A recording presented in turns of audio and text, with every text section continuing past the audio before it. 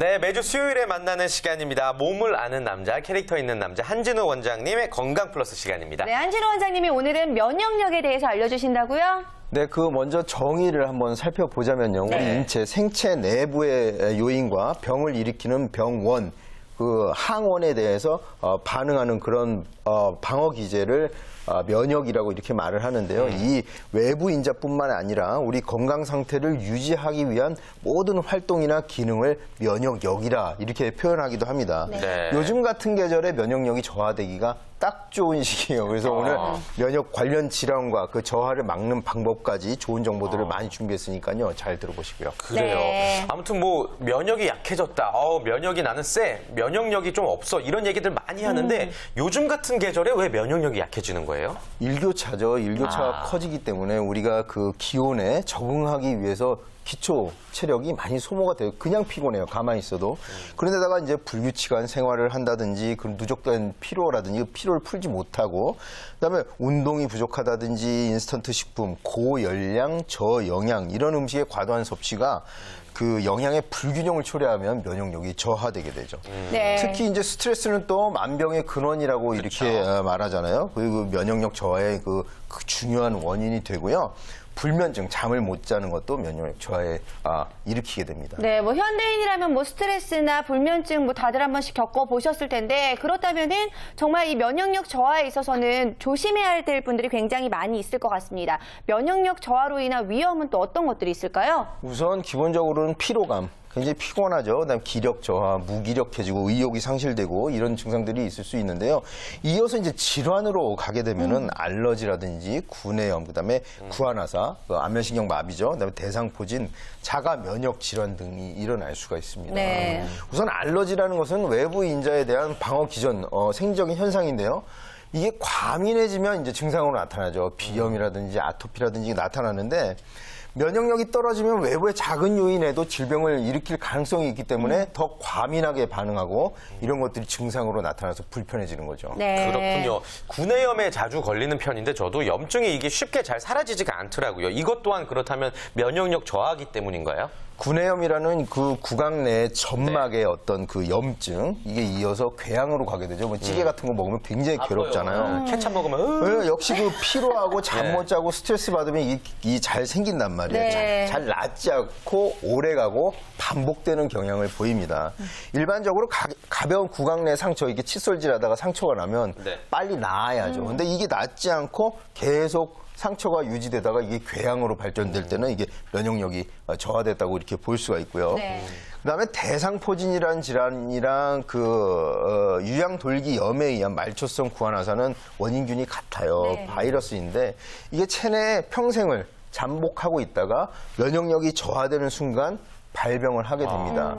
대상포진의 경우는 굉장히 아픕니다. 통증이 심하고 수포가 잡히고 피가 떨어져요. 정말 고통스러워하시더라고요. 살점이 뚝뚝 떨어지는 이런 아주 고통스러운 질환 중에 하나고요. 구안화사는 안면신경이 이제 마비가 되게 되는 거죠. 그래서 이런 질환들이 전부 면역력과 관계가 있습니다. 네, 사실 뭐 태진 씨도 말씀을 하셨지만 저도 구내염이 굉장히 잘 걸리는 편이거든요. 조금만 피곤하면은 입안 여기저기가 이제 하얗게 이렇게 변하는데 네. 다른 분들 같은 경우에는 내가 면역력이 약해져서 이런 증상 때문에 고생해봤다는 거 어떤 것들이 있는지 박지훈 변호사님 어떤 게 있었어요? 저도 이게 구내염인지 모르겠어요. 조개눈 하는 거 있잖아요. 그게 구내염입니까? 조개 눈이요? 우리 이런 안에 이제 툭툭 터지는 표준말을 잘 몰라서. 그런 거 구내염 맞죠? 구내염입니까 그게? 의학적으로 맞지 않는 용어인 건 조개눈이 뭔가 그게 아마 구내 그 궤양, 그 앞다성 구내염을 일종이죠. 말하는 것 같아요. 네. 피곤하고 그러면 더 이게 심해지죠. 자꾸 재발하지 않나요? 그러니까 이렇게 음식을 먹다가 구강을 씹는 경우가 있잖아요. 뺨 씹고 이랬는데 이게 보통은 그냥 나아야 되는데 피가 나다가 그냥 나아야 되는데 이게 궤양으로 허옇게 되면서 이게 푹 패이는 거 말하는 거죠. 그게 이제 면역력이 떨어지면 그런 증상이 나타나게 되죠. 원래 그냥 나아야 돼요. 상처가 나면 바로 자연스럽게. 그냥 나아야 되는데 이게 구내염으로 간다. 이런 면역력이 저하됐다고 볼 수가 있죠. 일단 뭐 입병을 또 말씀을 해주셨는데 이재현 대표님은 어떤 증상들이 있었어요? 저는 다양한 알러지가 좀 면역 기능이 알러지. 떨어져서 그런 것 같아요. 목걸이 같은 먹는 것도 어떨 때는 괜찮은데 어떨 때는 몸이 피곤할 때는 목 주변이 이제 알러지가 네. 나고 뭐 아토피 같은 것도 어떨 때는 음식이 반응하지 않는데 이제 피곤할 땐 반응하고 이렇게 달라지는 것 같습니다. 그렇군요. 네, 맞습니다. 아무래도 면역력이 떨어지게 되면은 건강에 정말 적신호가 오기 마련인 것 같은데, 자, 그렇다면 면역력은요, 선천적인 건지 후천적인 건지 정말 궁금합니다. 일단 사람이 나이가 들어가면 우리 MC분들도 이제 연식이 좀 되지 않았습니까? 네, 그렇죠. 면역력이 떨어지는 거는 예. 이제 생리적인 현상이에요. 노화 인정해야죠. 현상인데. 예. 날 때부터 선천적으로 면역력이 약한 사람들이 있어요. 선천적 면역 결핍도 있죠. 에이즈는 후천적이고 선천적으로 그런 분들도 있어요. 근데 대부분 우리가 면역력 저하는 생활 관리를 잘 못했다든지 나이도 젊고 건강한 사람이었는데 불규칙한 생활, 음식 뭐 인스턴트 식품 이렇게 많이 먹고 잠을 못 자고 이렇게 해서 면역력이 후천적으로 저하되는 경우가 대부분이라고 봅니다. 그렇군요.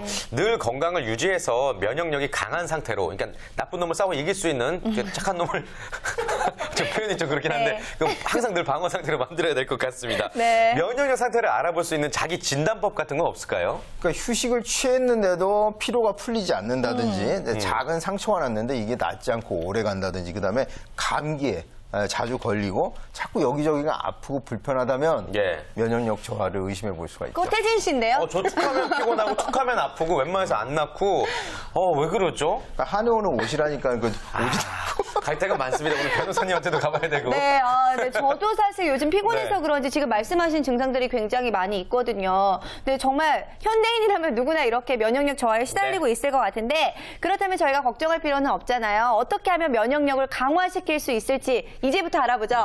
네. 한의원에 오시고요. 일단 MC분들도 이렇게 피곤한 거는 제가 볼 때는 불규칙한 생활이 좀 거기 들어가 있지 않는가. 불규칙한 생활은 피로가 누적되게 되고요. 피로가 누적되면 면역력은 떨어질 수밖에 없습니다. 그다음에 충분한 휴식을 취해야 되는데 수면이 굉장히 중요해요. 네. 수면이 단순히 그냥 잠만 자는 시간이 아니고 우리 면역 체계를 자는 동안 재정비하는 아주 소중한 시간이거든요. 근데 수면이 좋지 못하면 대부분 면역성 질환이 옵니다. 구안화사, 대상포진, 구내염 등이 자주 와서 이제 한의원에 오시는 환자분들을 보면요. 수면의 질이 좋지 못한 분들이 굉장히 많아요. 본인 의사가 아니라 뭐냐면 야간 근무, 3교대라든지 하시는 간호사, 경찰관, 소방관이나 뭐 그 의료업에 종사하시는 분들 왜 밤에 일하시고 네, 그렇죠. 낮에 주무시잖아요. 낮에 자는 잠이 수면의 질이 형편없어요. 그래서 면역력이 떨어져서 구안화사라든지 대상포진이 젊은데도 오는 분들은 대부분 숙면을 취하지 못하는 분들이 많습니다. 그래서 충분히 숙면을 취하는 것이 좋고요. 네. 네. 뭐 아침에 일어나서 냉수 마찰이라든지 그 마른 수건으로 건포 마사지를 하는 것도 좋은데 여의치가 않으면 세수할 때만이라도 귀를 이렇게 주물러 준다든지 귀요? 예, 목덜미를 안마해 준다든지 이런 어떤 힐링의 시간을 갖는 게 좋고요. 동의보감에서는 아침에 일어나서 치아를 부딪히는 고치법이 건강에 굉장히 도움된다고 하니까 여러분들도 고치법을 한번 해보시는 것도 좋을 것 같습니다. 그렇군요. 좋습니다. 네. 면역력을 강화시키는 방법에 대해서 이야기를 좀 들어봤습니다. 네. 그렇다면 우리가 식생활에서도 영양 잡힌 식습관 중요하다는 말씀 누누이 뭐 하고 계시지만 어떤 음식들을 먹었을 때 면역력이 약해지지 않을 수 있을까요? 그러니까 제철 과일과 채소, 그러니까 막 억지로 재배한 하우스 이런 거 말고 네. 가장 저렴하고 쉽게 구할 수 있는 재료를 골고루 먹는 것이 가장 중요합니다. 근데 우리가 비타민C가 면역력에 좋다고 알려져 있잖아요. 맞아요. 흔히 그러면 과일을 떠올리기가 쉽죠. 과일도 좋지만 감자라든지 고추 2개만 먹어도 하루에 필요한 비타민C를 다 섭취할 수가 있다고 정말요? 그렇게 해요. 그다음에 등푸른 생선 있죠. 정어리라든지 참치 이런 등푸른 생선을 충분히 먹으면 이 DHA 성분이 두뇌 활동에도 도움이 되지만 면역력과도 관계가 있다니까 등푸른 생선도 충분히 드시고 그다음에 네. 호두, 잣, 땅콩 이런 것들이 견과류에 그 미네랄이 풍부할 뿐더러 그 지방산 건강한 지방이죠. 네. 식물성 지방, 그다음에 비타민 등 그 영양소가 풍부하기 때문에 또 역시 면역력 강화에 도움이 됩니다. 하루에 그 한 번 이상 우유라든지 어떤 유제품을 들여서 유산균이라든지 이런 것들을 섭취하는 것도 도움이 됩니다. 네. 면역력 하면 또 인삼, 홍삼. 그런데 부작용이 있을 수 있으니까 반드시 한의사 상담 후에 처방받아서 드시는 것이 좋겠습니다. 네, 일단 좋은 식습관 갖는 게 굉장히 중요할 것 같은데 네. 저는 비타민 얘기가 나와서 좀 궁금한 게 있는데요. 이제 과일을 충분히 섭취하지 못할 때 비타민 영양제 먹는 거는 어떻게 보세요? 합성 비타민에 대해서는 비판하는 목소리가 굉장히 저도 기사 많습니다. 봤어요. 그래서 천연 비타민 조금 고가이긴 하지만 예. 가장 좋은 건 음식을 통하는 거예요. 네. 정 안 될 때는 천연 비타민을 사서 드시되 먹는 거하고 흡수되는 거는 또 별개의 문제입니다. 그래서 너무 고용량을 먹는 것도 과요불급이라고 좋지 못할 수가 있어요. 특히 동물 그 지방성 비타민은 지용성은 체내에 축적되게 되거든요. 과다 복용하면. 그래서 그것들은 조금 이렇게 용량을 지켜서 드시는 것이 중요하고요. 우리가 비타민C를 막 많이 먹으면 소변으로 거의 나오잖아요. 네. 그러니까 그렇게 너무 과하게 드시지 않는 것도 중요합니다. 네, 그렇군요. 적당한 양을 지켜서 드시는 것도 좋을 것 같은데 또 한의학을 통해서 면역력을 강화할 수 있는 방법도 있을까요? 한의학에서 가장 강점이 이런 부분인 것 같아요. 그 미병이라고 하거든요. 질병과 건강 사이에 불편감이 있을 때 치미병이 상의다, 좋은 의사다 이렇게 했는데요.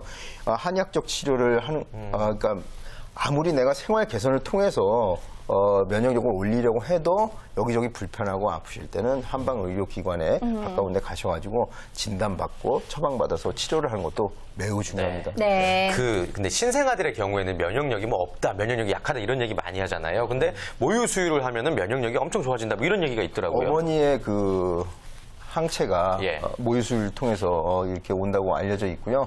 그래서 그 분유보다는 모유수유가 뭐든지 자연적인 게 가장 좋은 거예요. 네. 그렇군요. 네. 알겠습니다. 자, 가을철 환절기입니다. 간절기입니다. 여러분들 건강관리 늘 신경 쓰셔야 될 테고 면역력에 대해서도 많이 챙기셔야 될 것 같은데요. 환절기에 딱 맞는 건강관리법 한번 찝어주실까요? 이제 환절기가 되면 이제 쌀쌀해지잖아요. 그래서 네. 일교차도 크고 날씨도 건조하고 면역력이 저하되면은 감기라든지 열성 질환 이런 전염성 질환에도 걸리기 쉽고요. 그래서 중장년층의 경우는 너무 추운 그 야간이나 아주 이른 새벽에 운동하시는 것은 혈압이 올라갈 수 있기 때문에 조금 피하시는 게 좋고요. 예. 낮 시간에 운동하시는 게 좋겠고요.